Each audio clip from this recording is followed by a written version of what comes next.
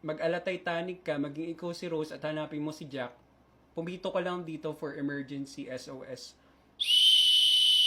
May oras ka pa ba para maghanap ng ganitong tools during natural disaster na wala ng kuryente, bumaha, or lumindol? Syempre wala na, di ba? May re-recommendo ko sa iyo ng product na I believe one day pwedeng makapag-save ng life mo or ng family member mo. And this is the multifunctional COB LED light. Madali lang tong gamitin and easy to carry kasi meron siyang carabiner dito. Pwede mong isabit sa bag mo. Tapos, meron siya ditong magnet na pwede mong isabit or idikit sa metal during brownout para wide yung coverage nung flashlight niya. And by the way, ito yung yung flashlight. Ayan yung white light. Ito yung medium light. Ito yung yellow light. Yellow medium light. Ito yung red light. Blinking red in case of emergency or SOS kailangan mo. And then yan, mag-off na siya.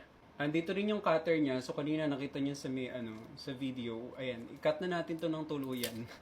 Tapos, ito yung bottle opener niya sa pinakailalim in case na magka-camping kayo and need nyo ng pang-open ng bottle.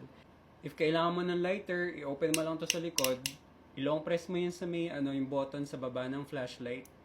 Mag-turn on tong battery indicator niya and then, ito rin. So, pupula siya. So, ganyan siya. And hindi mo na kailangan mag-worry kasi mag-auto shutdown yan. Nasa likod din na to yung mga screwdriver. So, i-push mo lang to, tanggalin mo yung mga screws na nandito. Kung depende sa kailangan mo, kailangan mo ng positive or negative screw. Tapos sa pinakailalim niya, dito mo ilagay yung screw niya, magnetic siya, at saka mo gamitin.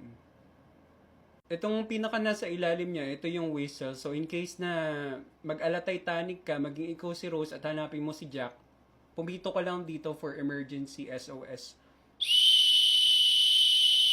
Kung may ganito ka, ready ka sa kahit anong emergency. Kaya kung ako sa'yo, wag mo nang hintayin magkaroon ng aberya. Ililink ko na lang sa yellow basket and i-check out mo na rin. Bye!